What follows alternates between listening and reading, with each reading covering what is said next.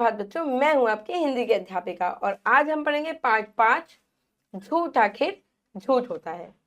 बच्चों, हमें कभी भी झूठ नहीं बोलना चाहिए क्योंकि एक न एक दिन झूठ क्या होता है, पकड़ा ही जाता है। हमें लगता है कि शायद ये झूठ नहीं पकड़ा जाएगा, पर वो झूठ हमेशा पकड़ा ही जाता है। आज नहीं पकड़ा जाएगा तो कुछ टाइम बाद पकड़ा जाएगा, पर झूठ आखिर झूठ ही होता है। तो चलिए आइए बढ़ते हैं पाठ की ओर। पाठ 5, झूठ आखिर झूठ होता है। प्रस्तुत पाठ के माध्यम से लेखक ने गुरु की महत्ता का परिचय दिया है, साथ ही गुरुजनों का सम्मान करने की प्रेरणा भी देने का भरपूर प्रयास किया है। चलिए, एक रात विद्यालय के 5 विद्यार्थी देर तक मस्ती करते रहे। कितने? 5 विद्यार्थी। और जब उन्हें होश आया तो अगली सुबह होने वाली परीक्षा का भूत उनके सामने आकर खड़ा हो गया। मतलब पूरी रात तो उन्होंने मस्ती करी, फिर उन्हें दिमाग में आया कि भाई अब तो परीक्षा है, पढ़े तो है नहीं पूरी रात। परीक्षा से बचने के लिए उन 5 विद्यार्थियों ने एक योजना बनाई, है ना, एक उपाय सोचा, एक योजना बनाई कि ऐसे ऐसे जाके बोलते हैं। गंदे और फटे पुराने कपड़े पहनकर 5 विद्यार्थी प्रिंसिपल साहब के सामने खड़े हुए और उन्हें अपनी दुर्दशा की जानकारी दी, है ना। फटे पुराने कपड़े पहन लिए और जाके प्रिंसिपल के सामने खड़े हो गए और अपनी बात बताई, जो उन्होंने योजना बनाई थी। उन्होंने प्रिंसिपल साहब को बताया कि कल रात में 5 एक दोस्त की शादी में गए थे। उन्होंने कहा कि हम क्या है, हम दोस्त की शादी में गए हुए थे और रात को शादी से लौटते समय उनकी गाड़ी का टायर पंचर हो गया। कि जब हम आ रहे थे वापस तो क्या हुआ कि गाड़ी का जो टायर था वो पंचर हो गया। किसी तरह धक्का लगाकर गाड़ी को यहाँ तक लाए हैं। उन्होंने कहा कि हम धक्का मारते मारते आए हैं, गाड़ी का पंचर हो गया था क्योंकि टायर। इतनी थकान है कि बैठना भी संभव नहीं दिखता, पेपर हल करना तो दूर की बात। उन्होंने कहा हम तो इतने थक गए हैं, पूरी रात इससे धक्का मारते मारते आए हैं कि अब हम पेपर नहीं दे सकते। ठीक है, हम बहुत थके हुए हैं। यदि प्रिंसिपल साहब उन 5 की परीक्षा आज के बजाय किसी और दिन ले लें तो बड़ी मेहरबानी होगी, है ना। ये 5 खड़े हैं, आप देख रहे हो बच्चे, और ये प्रिंसिपल साहब खड़े हैं। तो उन्होंने बताई कि पूरी रात हम धक्का मारते मारते आए हैं, अब हमारे अंदर इतनी हिम्मत नहीं है कि हम परीक्षा पत्र को हल कर सकें। अब प्रिंसिपल साहब बड़ी सरलता से उनकी बात मान गए कि चलो ठीक है, आज परीक्षा मत दो। उन्होंने उन 5 को 3 दिन बाद का समय दिया कि 3 दिन बाद आना और परीक्षा दे लेना, कोई बात नहीं। यह सुनकर उन 5 के मन में खुशी की लहर दौड़ पड़ी। वो खुश हो गए कि अरे भाई अच्छा है, पेपर नहीं देना पड़ा, हमारी योजना काम आ गई। उन विद्यार्थियों ने प्रिंसिपल साहब को धन्यवाद दिया और जाकर परीक्षा की तैयारी में लग गए। धन्यवाद देकर उन्होंने अब परीक्षा की तैयारी में लग गए। अब उन 5 को लगा कि झूठ बोलना था, अब उन्हें लगा झूठ पकड़ा नहीं जाएगा। ठीक है, कि चलो प्रिंसिपल साहब हमारी बात मान गए।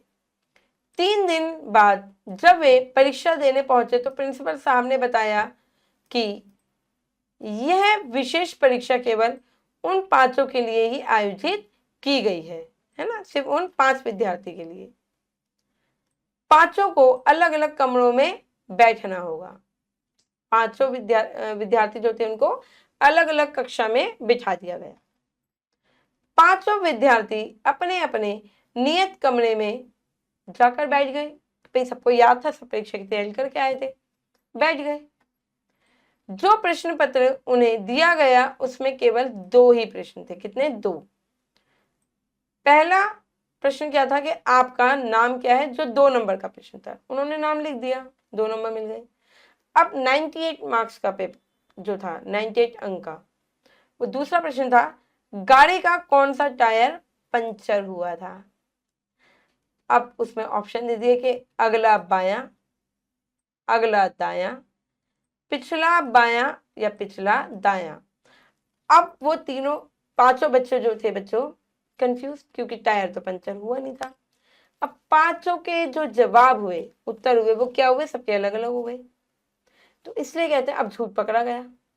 तो इसलिए कहते हैं बच्चों कि झूठ हमेशा झूठ होता है, हमें कभी भी झूठ नहीं बोलना चाहिए। चलिए बच्चों आगे बढ़ते हैं, करते हैं अभ्यास। सही विकल्प पर सही का चिन्ह लगाइए। पांचों विद्यार्थी कहाँ पढ़ते थे? विद्यालय में। पाठ में किसका भूत सामने आया था? परीक्षा का। प्रश्न पत्र में कुल कितने प्रश्न थे? 2 ही प्रश्न थे, एक 2 मार्क्स का और एक 98 मार्क्स का। चलिए आगे बढ़ते हैं बच्चों और करते हैं उचित शब्द लिखकर रिक्त स्थानों की पूर्ति कीजिए। डैश के पांचों विद्यार्थी देर रात तक मस्ती करते रहे। विद्यालय के पांचों विद्यार्थी। विद्यालय। परीक्षा से बचने के लिए उन पांचों विद्यार्थियों ने एक डैश बनाई। क्या बनाई? योजना बनाई। योजना। डैश साहब बड़ी सरलता से उनकी बात मान गए। कौन? प्रिंसिपल साहब।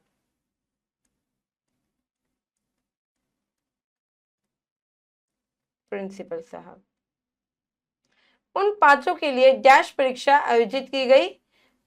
विशेष परीक्षा। विशेष परीक्षा।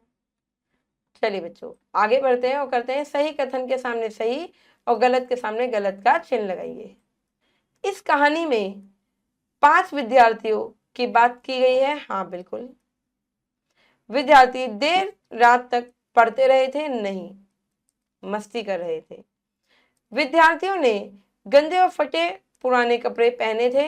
हाँ, जब वो प्रिंसिपल साहब के सामने आए थे। परीक्षा के लिए सभी विद्यार्थियों को एक साथ बैठाया गया? नहीं, अलग अलग। तो ये भी गलत हुआ। चलिए बच्चे प्रश्न उत्तर है, व्याकरण है, आपको खुद से करनी है। आशा करती हूँ ये पाठ आपको समझ में आया होगा।